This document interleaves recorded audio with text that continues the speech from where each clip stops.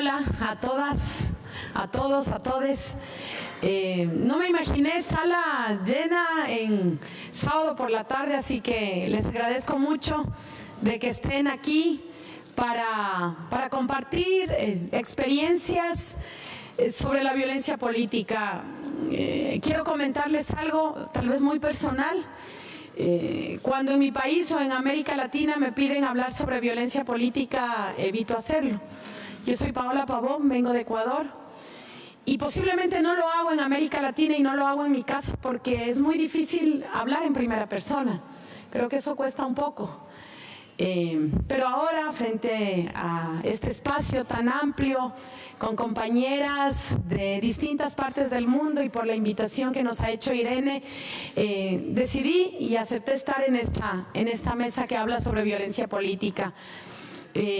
Posiblemente en la segunda parte de la pregunta podremos describir un poquito más el caso, pero yo quisiera un poco contextualizar, porque en esta mesa hemos escuchado varios testimonios de lo que sufren las mujeres en guerra, de lo que sufren las mujeres en regímenes autoritarios, pero quisiera también colocar un nuevo elemento, que son las democracias autoritarias de modelos neoliberales que se visten de democracia y que sin duda ejercen una fuerza brutal sobre nuestros pueblos y sobre nuestras mujeres.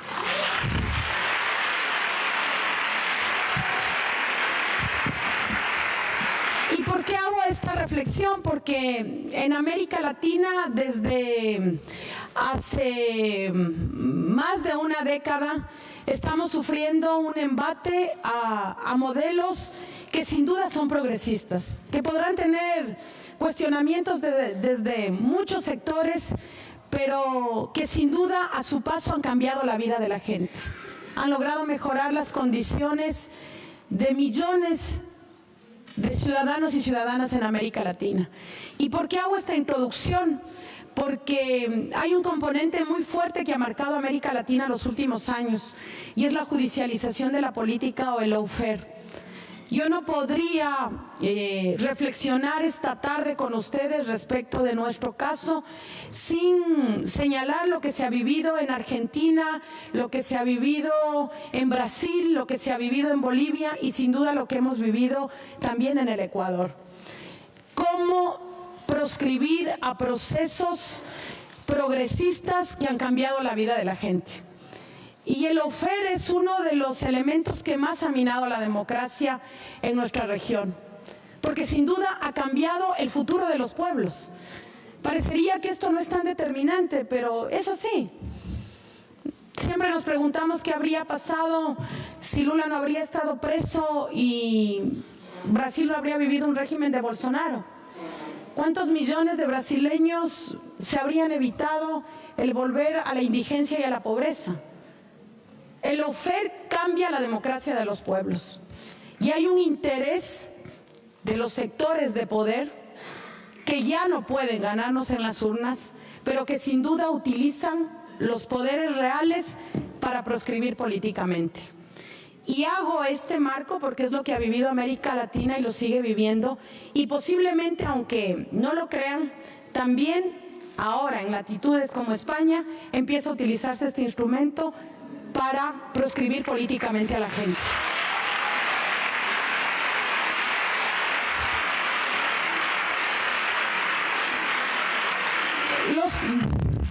Lo hemos escuchado estos días, desde ayer que fue la inauguración, que no solamente estamos abanderando un feminismo que cuestiona al patriarcado como tal, sino que también cuestiona el capitalismo y el modelo neoliberal, que sin duda le termina pasando factura a nuestras mujeres, a nosotras, a la mayoría de las mujeres. Somos las que terminamos frente a los ajustes económicos, frente a un ajuste en la política social, somos las mujeres las que terminamos pasando la factura.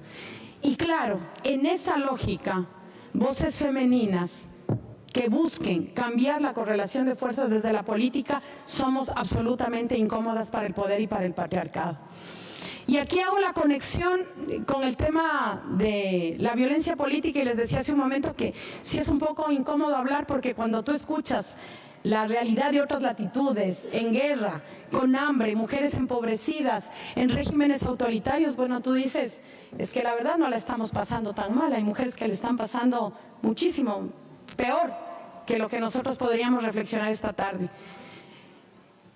La violencia que vivimos las mujeres que estamos en política seguramente es una expresión distinta, diversa a la que vive una médica en su espacio, a la que vive una estudiante, a la que vive una mujer que tiene que todos los días tomar transporte público y seguir con su vida. La violencia las mujeres la vivimos en todas sus formas y en todas sus dimensiones. Pero ¿cuál es el impacto de la violencia en la arena política?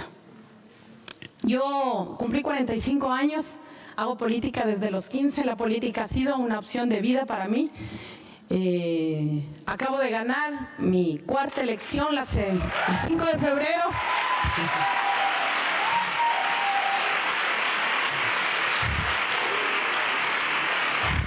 Acabo de revalidar mi gestión como prefecta de la provincia de Pichincha, donde se encuentra Quito, la capital.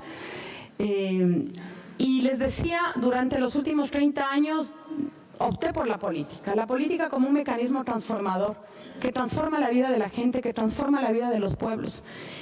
Y lo complicado de la violencia en la arena política es algo que ya han dicho mis compañeras que hacen política y me antecedieron en la palabra, es que lo que buscan es aleccionar a quienes estamos en la arena política.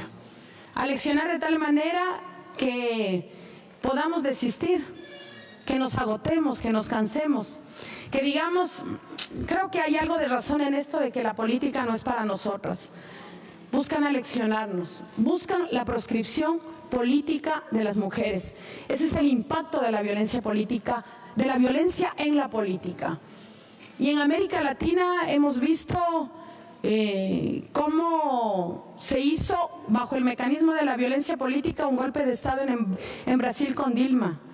En América Latina hemos visto cómo han buscado desde la desaparición física de Cristina, de gatillarle en la frente, o como dijeron las tapas de Clarín al día siguiente, bueno, no le mataron, pero ya viene el juicio, veremos qué pasa con el juicio.